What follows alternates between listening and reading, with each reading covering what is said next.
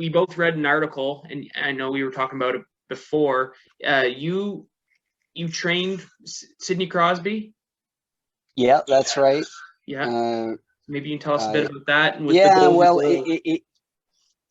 well, you know, I when I came home, one of my teammates was Sid's uncle, Robbie Forbes, who was, and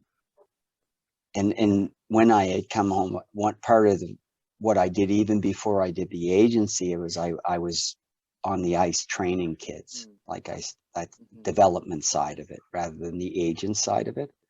So in that training part of things, yeah, Robbie, you know, I met Sid, and you know, he was part of training groups. He was doing all kinds of stuff, obviously, right? He was you know, doing all kinds of really good training all over the place. But I did have a training group, and he was part of it for a couple of years. And yeah, I ended up, you know, he was obviously, right, we're talking about the C word here, right? But it was he was just and whenever I was bringing the European kids over here to train, the ones I was talking to you about, I would hold training camps here, and get them exposed to North America in you know, and training here as well. And I was always inviting Sid, who you know, started to,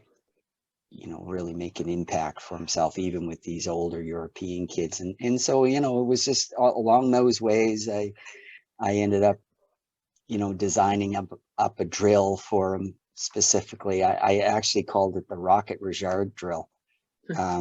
It was all designed around putting so many pucks around an ice surface, and then in a zone, for example, the O zone, the offensive zone, and then I set this drill up. I just knew that the drill, like, it was set up for him, because I knew he was the type of kid and player to really go for this type of drill, which was under time to see how many pucks you could put in the net from all these different spots. So the pucks would be sort of from the, like, on the goal line, they'd be in the hash marks, they'd be in the by the blue line, they'd be in the slot.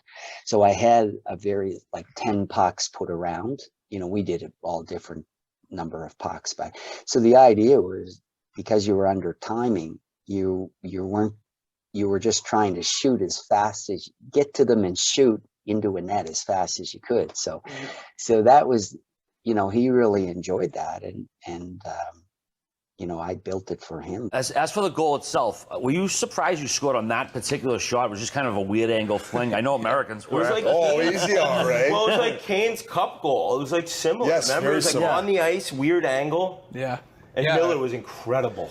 It's cool because I used to do this drill growing up. I remember, like, probably like 12, 13, 14 years old. It was 10 pucks, and you just shoot 10 into the net. The pucks were scattered all over the offensive zone. So you didn't necessarily know where the net is sometimes. You're just, like, trying to get 10 pucks in as best time as you can get. So try to score 10 goals on an empty net.